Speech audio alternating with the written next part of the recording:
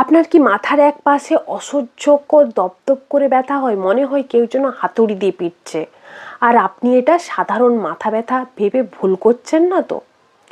এটা সাধারণ পেনকিলারে সারে না, কারণ এটা হতে পারে মাইগ্রেন। আজকের ভিডিওতে জানবো মাইগ্রেন কেন হয়, কিভাবে সারানো যায়। তো এটা জানতে হলে ভিডিওটি শেষ পর্যন্ত আপনাদের দেখতে হবে, কারণ শেষের টিপসগুলো আপনার জীবন বদলে দিতে পারে। মাইগ্রেন কিন্তু সাধারণ মাথা ব্যথা না, এর কিছু নির্দিষ্ট সিমটমস আছে যা দেখে আপনি পার্থক্য করতে পারবেন।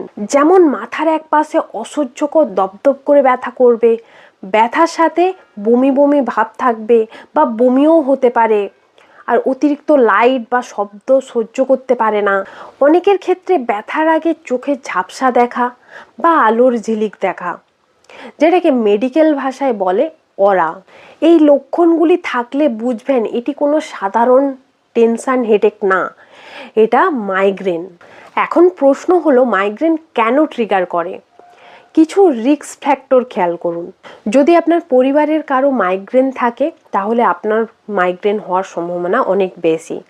আবার মেয়েদের ক্ষেত্রে পিরিয়ডসের সময় বা হরমোনাল চেঞ্জেসের সময় এটি হওয়ার সম্ভাবনা অনেক বেশি। কিছু বিষয় মাইগ্রেনকে হঠাৎ বাড়িয়ে দেয়, যেমন অতিরিক্ত স্ট্রেস, পর্যাপ্ত ঘুমের অভাব, অতিরিক্ত তীব্র গন্ধ, কড়া রোদ, এমনকি খালি পেটে থাকা বা অতিরিক্ত চা কফি পান করা বড় ট্রিগার হিসেবে কাজ করতে পারে। তাহলে এর ম্যানেজমেন্ট এবং প্রিভেনশন করব কিভাবে?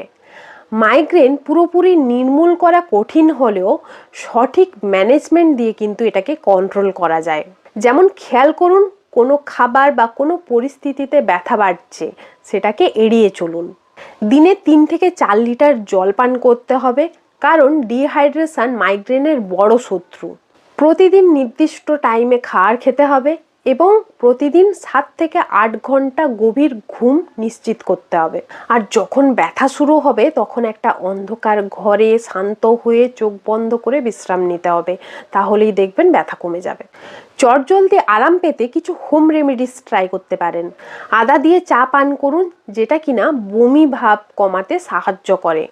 আর ঘাড়ের পেছনে বা কপালে কোল্ড কম্প্রেস বা বরফে সেক নিন।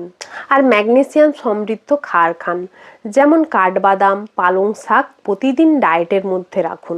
ব্যথা যদি খুব ঘন ঘন হয় তাহলে একদম দেরি না করে একজন নিউরোলজিস্টের পরামর্শ নিন।